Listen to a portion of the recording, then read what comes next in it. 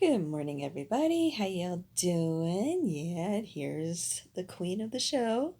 Most definitely. She's definitely the queen of my show, queen of my world, hmm and star of my show. I know, she's just so precious. Yeah, and this morning when we were doing our morning cuddle session, she was on her back and I was rubbing her tummy, and she had this certain look in her eyes, and it's that certain look that I always see, and I always think to myself, gosh, I am just so lucky, so lucky to have her in my life. She is such a precious girl, so sweet, so wonderful, such great energy, and I feel so blessed that she was put into my path, literally. Yeah, isn't that right? She was only about 6 weeks old when I found her. I was, those of you who don't know the story, I know I've told it a few times, but it's always good to revisit. It was 6 years ago. This, actually, we just had our anniversary a few weeks ago. Um, and yeah, I was out um, doing my ride sharing work one night. I was actually having kind of a rough night that night. It was very slow and everything. I was having a difficult time making money and everything. And I decided, you know what, I'm just gonna give it up and go home, but I kept the app going just in case something came in. And sure enough, it did, just as I was pulling into my parking spot.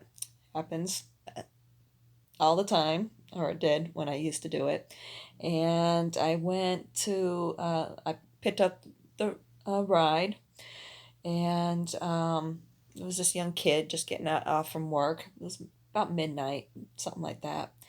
And I start taking him home, and I pull up to this intersection that during the day would be normally be very busy. But fortunately, with it being in the middle of the night, it wasn't that bad. All of a sudden, I saw her, and she was on the curb, and she jumped down, and there was some water there alongside the curb there on the street. She jumped down to to drink some water, and I thought I was going to hit her. To be honest, I thought I was going to hit her, and I just gasped, and she, even though I had my windows closed and the AC going and so forth, she heard me and through the window and looked right at me, and we both made eye contact, and she took off up this embankment that was right there, and there was it was basically an office complex, a medical office complex right there, and there were these bushes there, and she took off up that embankment and went and hid in those bushes.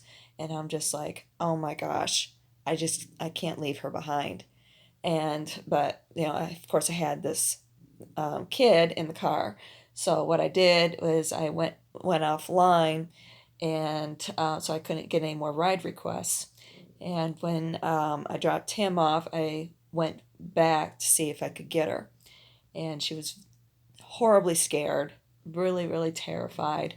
Um, well, first, before I found her, well, I pull into the complex, and I'm looking around, and I'm trying to, maybe do little cat calls or whatever. Basically, I was doing kitten calls, going meow,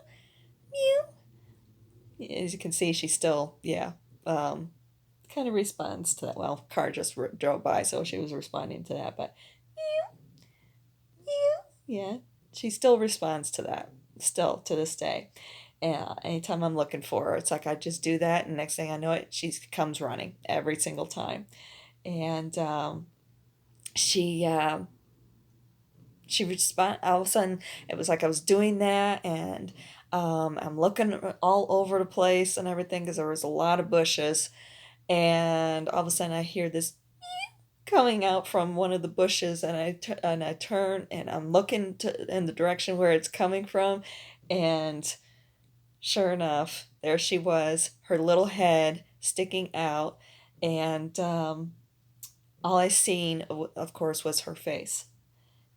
Um, that face right there, peeking out from, with those big eyes and this long nose, all that white and the little pink, that little pink nose, that right there, looking out at me from the bushes. That's all I saw. I didn't even see her body, and I just took one look at her and I said, "Oh my goodness, you look just like a possum." Meow. I'm like, "No, I'm not gonna call you possum." Meow. That's how she got her name. But she wouldn't let me near her. She was just absolutely terrified. She was, yeah, like I said, she was absolutely terrified. She wouldn't let me near her or anything. And I kept trying to coax her out, trying to let her know that I was her friend and so forth. But no. Mm-mm. So what I wound up doing is I got back into my car and I went up the road. That I knew there was a convenience store up the road, and I stopped off in there to see if I could find some sort of food or whatever. And I got both some wet food and some dry food, and I put that opened up the can and put it down there, and she still wouldn't come anywhere near me. So it was like, okay. And I kept going back. I just couldn't, trying to, become friends with her. I kept going back every night to try and become friends with her and everything. She just wouldn't do it. And I'm just like, okay. And then unfortunately, there was also this is of course during the summer where we have the monsoons and everything, and there was one night there where it was really stormy, and I was still trying to get her, but then unfortunately at the time I was also dealing with my gut issues, and I was ran into issues with those, so there was a couple days there I wasn't able to go. And then when I went back, I noticed that there was quite a few strays that were hanging around now, and I'm just like, oh boy. And then I wasn't seeing her either, and I'm like, but I just felt that she was still around, and I wound up getting a hold of or contacted the Humane Society, and I'm like, hey, do you all have any cat traps that I could borrow? Explain the situation. They're like, oh, so you wanted to see about doing a personal rescue? And I said, yes, I intend to keep her afterwards. And they're like, yeah, sure. We can see about loaning you a cat trap. And I was just, or a kitten trap. Well, we couldn't get a hold of a kitten trap, so I wound up getting a cat trap, and from this one volunteer, it was her own personal trap. And so I went, had it for like a couple days, something like that, and I kept going back. I kept trying to call her and everything, and then that final night, this was about a week later, I had uh, she came out. I was just like, oh, thank goodness. I was just so worried. I'm like, oh, thank goodness she came back out. So, and I understood why. It was really windy. We had threat of storms and so forth. And she came out, and she was in these basically these hedges that were right there up against the office building. Excuse me. And but she wouldn't come out of the bushes. She was just so terrified. So what I did was I took the cat trap, and I put it. Well, at first I tried to take in the cat trap. Tried putting it on the sidewalk, and I took the can of food and I put it, of course, all the way in the back of the trap. She wouldn't come out. So I'm like, okay. So I took the trap and I put it into the bushes. There was like this little spot right there where it was perfect, really, for me to be able to put the trap in there. And I put it in there, and of course, had the food in the bag, set the trap and everything. And I positioned myself where I could see her entering into the trap, and she did. And I mean, she was real hungry, of course, and she went into the trap, but she was so tiny she didn't trip the trap.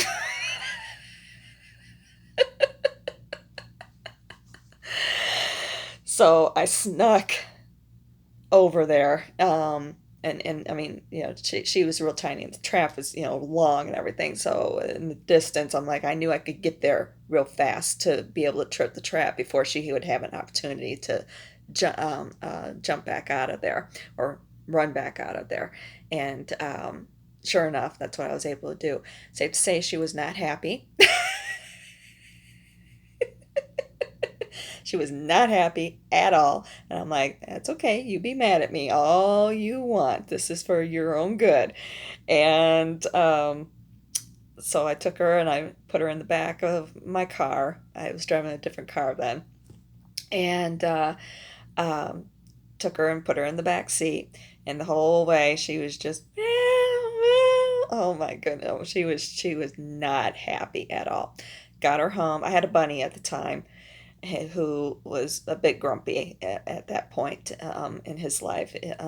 But yeah, he was very active and lively before. But yeah, he had some ailments happening, and he could be a bit grumpy even with me. And I brought her in, and he was just like, "What is that? What are you bringing into this house?" And I tried setting things up so because I was living in a two-bedroom apartment, and just myself. And the second bedroom I was using as a home office for my graphic design freelance work that I was doing at the time. And that's also where I had uh, my bunny's litter box. And it was so I was just like, okay, where can I put her? And I tried setting it up, maybe it's some sort of a corral or what have you, but it didn't work out, of course. And she jumped out, and she actually wound up in the office and up underneath the dresser. I had a chest of drawers in there that I was using for like storing like office supplies. And it has like a little of a um, place where she could have gone, but really it was she wound up behind it to where it's a bigger opening, and so she could go and run hide up underneath there. And well, I didn't know it at the when I woke up the next morning. I'm like, okay, yeah, we definitely got out of our corral. Question is, where is she? And I kept watching my bunny. His name is Irving Berlin. I didn't give him the name. It was a name that it came with him when I adopted him. um, but anyway, he kept going into the office, and he kept looking up underneath the dresser. And I'm just like, okay, she's got to be up underneath there. I grabbed the flashlight and look underneath there. Sure enough, there she is. It's like, okay. So what I did to try and help um, get her familiar with me and everything. The way the apartment was set up was like you walked into the front door, and then you had this open living space. You had the uh, living room off to the right hand side, and then you had uh, off to the left, you had like the little dining room area and kitchen. And then you had this long hallway straight ahead that took you back to the bedrooms and the um, um, secondary bathroom. So what I did um, is I took her food and water. I went down to the pet store and got her some decent food and water, or some decent food. Decent water. They're not going to be selling water at the pet store, but anyway, I got her some dry food and some wet food, and I spoke with the vet service that was there on site, and asked them, what would be the better pet foods other than as I wanted her to have a a good diet and everything. I had Irving on a good diet. He was on organic greens and so forth. So, of course, and I'm on the same, doing the same for myself. Why wouldn't I not do the same for her? So it's like, okay. Um, and they recommended some, and I decided to go with this one, basically science diet, Hill Science diet, and they had the kitten formulas and so forth. So I grabbed some cans of that, and then a bag of the dry food, and I took that and I set it in the hallway. It was kind of like the intersection between all three areas. Okay, that way it would force her to have to come out and in order to eat. So, and of course I had some water there for her as well. And it was like, okay. And I just would just sit there in the living room, eating my meals, watching TV, whatever, and everything. And of course, she would smell that food, and the temptation was just too much, especially since she was very hungry and she was a little malnourished and everything. And sure enough, she started coming out. And at first, of course, so she would see me and, you know, this little itty bitty thing with this long tail. Her tail was longer than her body.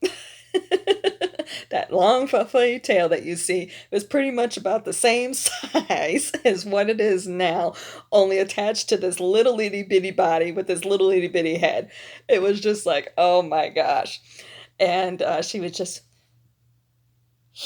at me. And it was like, oh my gosh. And of course, she would go up, like they do and so forth. And then she would take off back into the bedroom. It was like, okay, that's all right. And then slowly, it took about a week, something like that. She started coming out and would stay out. But if I would walk by, she would hiss at me and then take off. But at least, hey, it was an improvement. And then the day came where she came out, she ate some food, and then she um, started to explore the living room a little bit with me in it. It's like, okay. But what really helped, though, even though he was Mr. Grumpy Pants, was Irving. He was the one who really helped with the situation because he kept going in there and I'll admit he was antagonizing. He would be looking up underneath the dresser and be like, "Who are you? What are you doing here? When you come out, I'm probably gonna beat the crap out of you or whatever." But no, of course he never did. But he just had that look like, I want to bite your head off. But no, he kept going in there, and I think with seeing the interactions between him and me, it helped with her insecurities, with help calm her down and everything. And I have this picture of her um, the day that she actually started to explore and so forth. I use it as my uh, the picture on the start screen of my phone, where you have all of your apps and so forth, basically desktop image. Um, I use that picture. I don't know if I can get it off my phone or not, but I don't know. I'll have to see what I can do to maybe be able to post it for you guys so you can see it. But anyway, but yeah, there's that picture where I was sitting on the sofa and there's a little coffee table right there in front of it, and that's where it kept Irving's food was up underneath there, and there's a picture of her where she's looking up, beautiful face and everything, and starting to see that love come in. She's sitting there amongst his food, and she had just drank some of his water, and it was just like, oh wow, yeah. And it wasn't long after that that she started actually, um, I, she jumped up into bed and she started letting me pet her a little bit, and then started letting me pick her up, and it was just like, oh my gosh, or she would join me up on the sofa and so forth. I was completely blown away. I think it was only a couple weeks later that she actually jumped up into bed one morning. I was just like, oh my gosh, wanted to freak out and everything. I was just looking at her. She's down there at the foot of bed. She knows I'm talking about her. She's just like, oh, would you stop it?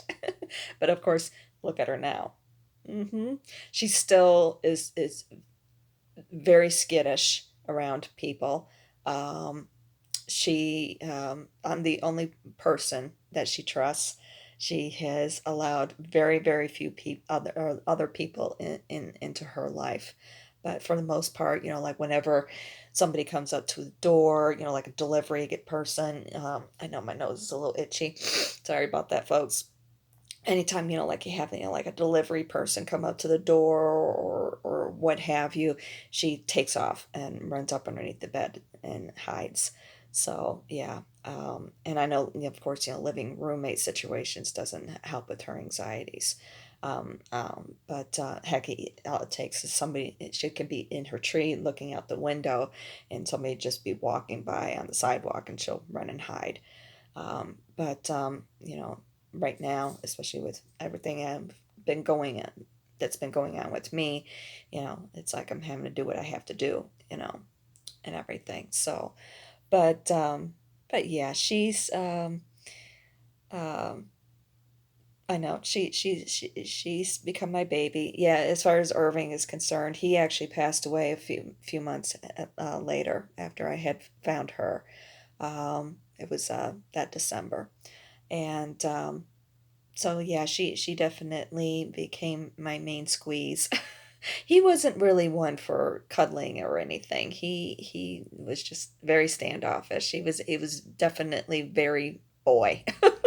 He was just like, no, I'm a boy. Don't do that. It's like cuddling. Oh no. So, but he would we would he had his favorite thing where we would lay on the floor in front of each other, and I would just, with bunnies, they love to be stroked right here in between their eyes and their ears, basically right here on their forehead. You just kind of go like this with them, and it calms them right down every time. Even wild bunnies, I've done that with wild bunnies, and they're just like, oh. So, but yeah, that's uh, one really great little trick with bunnies. But we would just lay on the floor, and I would just go like that with him, and he would just, for quite a while, not for hours or anything. But yeah, he was total boy. I'm a man. Yeah, don't. But of course, I'm mommy, so I'm going to pick you up and hold you and everything. Too bad. I'm a girl. I'm gonna do this, and on top of it, I'm your mommy. Yeah. So, but and she does the same thing too. A lot. It's like, don't, I don't want to be held, but then, and she wants to be a cuddle bug. Oh, she's a big time cuddle bug, believe me. Yeah, I found that out real quick, and here lately with everything that's been going on with me and everything, she's been really clingy with me. She's just like, mommy, mommy, I don't want to lose you. I ain't going nowhere. I ain't done tearing up this world yet. So, but yeah, she's settling down now that I'm feeling better. If anything, she's been a lot more active and playful and so forth. She really isn't. She gets her little excuse me, her little energy spurts, but she mostly she's pretty chill. Yeah, she likes to just curl up next to me or on top of me most of the time, and get whether she's getting pets or some sort of lovin's or not, she just likes to be on top of me and everything. So she just likes to cuddle up with her mommy, which I don't mind. But yeah, like I said, she does have her moments where she's just like, "Ugh, you have to be giving me all these kisses and huggins," and so it's like, ugh, what's the matter with you, woman? I don't like this. I don't want this. Oh, too bad. I'm your mommy. But yeah, at the same point, if she thought that I was something was going to happen, yeah, she'd be appreciative that I did that. So she's well loved. Yeah, she's. I don't want to say spoiled. Yeah, I spoil her with a lot of love. Yeah, she does have a lot of toys and so forth. But there are those boundaries too, where it's just like I don't let her run all over me, and I don't run all over her either. There is that mutual respect, and everything. Just yeah, sometimes we can, yeah, and we aggravate each other. Like any other relationship, it's like, no, honey, I'm not in the mood to cuddle. But I want to. I just want to give you a kiss and hug. I just have this need that I need to do that. Oh my goodness. But anyway, so wow, this wound up taking up a whole video. I didn't think it would. That's all right. It's good positive vibes. That's what matters. Be- Hopefully, a beautiful story to help you with your hump day today. Yeah, yeah, it's great. So, but anyway, yeah, definitely some improvements. Still with everything that's been going on with me. I also do those updates as well. I After I had laid down on my mat and pillow, which really irritated me last night. Oh my god, or yesterday evening. There was this one spot here, and oh gosh, it just kept digging into, well, really various spots, and it was just like, with this 30 minutes, hurry up. I was kind of feeling that. It's like, all right, that's a huge improvement. Huge improvement. So that's good. But I put on my uh, essential oil mixture. I laid down for a little bit. I figured what I would do is I would just take, and it was still kind of early. I actually did it kind of late afternoon. Um, and I figured what I would do is I'd just take it and take myself and wrap myself up in I have a flannel bathrobe, wrap myself up in that, and a couple of thin blankets, and of course cuddled up with her. If I'm going to be on the bed, laying down, she's going to be right there. So of course she cuddled up with me and everything, and just let it all just seep in to my skin and everything. And then just before I went out to work, I put some more on, and of course, getting up in here and so forth. And it actually irritated my lungs, the aroma. I was just like, okay. Not the first dose, but the second dose. It was like, all right. So when I got home from work and was getting ready for bed, I decided, you know what? I'm going to leave it off and see what happens. I'm not doing too bad. Yeah, there's a little bit here and there or what have you as far as the muscles, but it's not too bad, not too shabby. And I kind of let loose a little bit last night too. One of my favorite songs came on the radio, and of course I was bellowing it out. Yeah, I can't hold a tune to save my life. I'm always off key. It's like, but I don't care. Um, but yeah, I was just yeah, really singing it loud and everything. Take Me Home, Country Roads, John Denver. It's like, yeah, love that song. And talk about home, basically. I know he's talking about West Virginia, not Virginia, but at one point it was all one state. Look up your history. Look up the history. I'm not going to go into it. But yeah, it still takes me back home. every time I hear it. So of course I had to sing it loud, and it was like, yeah, it did kind of irritate a little bit, and especially there at the end. I was like, okay, I'm gonna get through this. I don't care. But yeah, it was even with that, it's not too bad in here. It's like, all right, making improvements. That's what matters. So, anywho, I and oh, I don't know if you caught the moon rise last night. Gorgeous. So go out there and check it out and see. I'm sure it's probably going to be gorgeous again tonight. So anyway, I know, improvements. That's what matters most. All right. Love you guys. Happy hump day. I'll talk to y'all soon.